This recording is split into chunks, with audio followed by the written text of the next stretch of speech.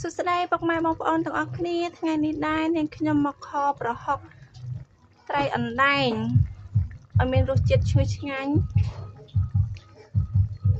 តោះឥឡូវយើងទៅមើលពីរបៀបធ្វើទាំងអស់គ្នាមុនដំបូងនាងខ្ញុំលេងខ្ទឹមក្រហមហើយនឹងខ្ទឹមសហើយនឹងតែលេងឲ្យក្រហមបងប្អូនយើងលេងគ្រឿងយកឲ្យឈ្ងុយចឹងណាបងប្អូន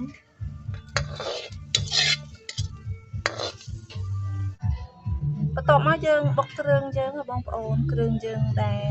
លេងប្រមុំមិញណាយើងបុកមក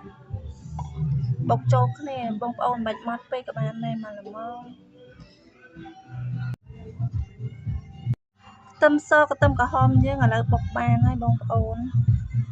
នេះខ្ញុំបុកប៉ុណ្ណឹងណាបងប្អូនយើងបុកកុំម៉ត់ពេកបុកមកល្មមបានហើយឥឡូវនាងខ្ញុំដុសទុកម្ដុំសិនឥឡូវយើងទៅបំពងត្រីបងប្អូនបន្ទាប់មកនាងខ្ញុំដាក់ត្រីបំពងបងប្អូនយើងបំពងឲ្យក្រៀមមក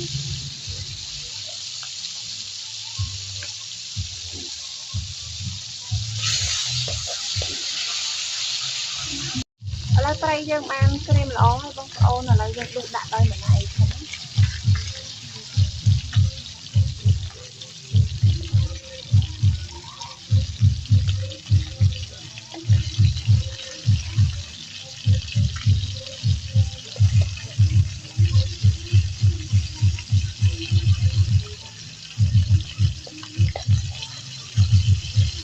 ឥឡូវយើងមកបបងកន្ទឹមយើងបងប្អូន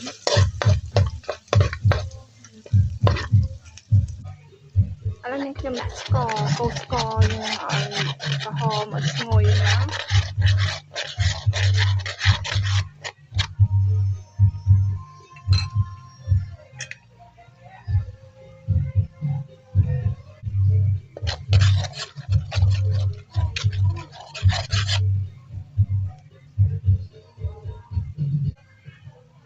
តោះមកយើងចាក់ត្រីយើងបងប្អូន